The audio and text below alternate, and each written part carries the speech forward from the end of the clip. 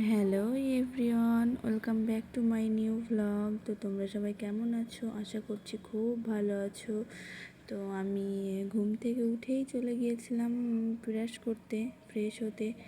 তো আমি এখন ব্রাশটা করে নিচ্ছি। তো ব্রাশটা করার পরে আমি ব্রাশটা ধুয়ে রেখে দিয়ে আমি মুখটা ধুয়ে নিচ্ছিলাম। তো মুখটা ধোয়ার পর আমি ব্রাশ যেখানে থাকে সেখানেই রেখে দেবো।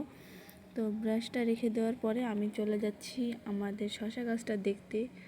দেখি কত বড় হয়েছে। সেদিন দেখলাম অনেকটাই বড় হয়েছে, তো আজকে আবার গিয়ে দেখি কতটা বড় হয়েছে।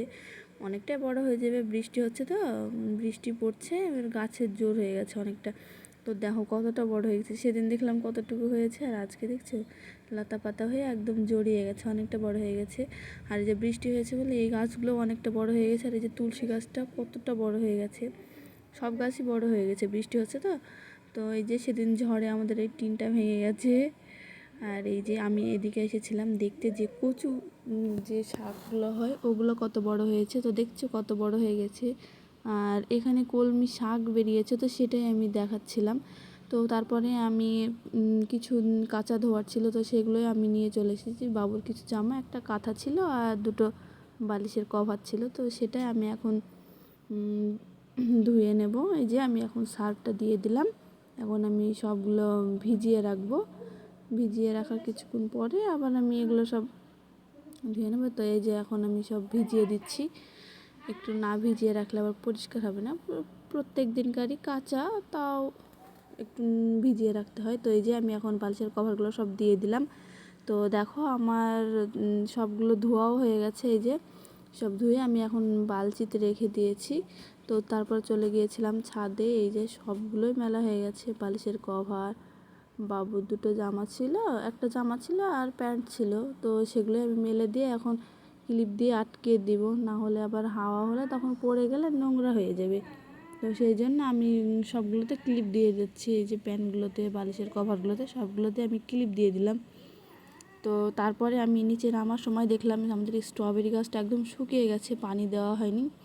তো আবার আমি নিচে থেকে গিয়ে আবার এক জগ পানি দিয়ে দিলাম। একদম শুকনো হয়ে গেছে, না হলে আবার গাছটা মরে যাবে।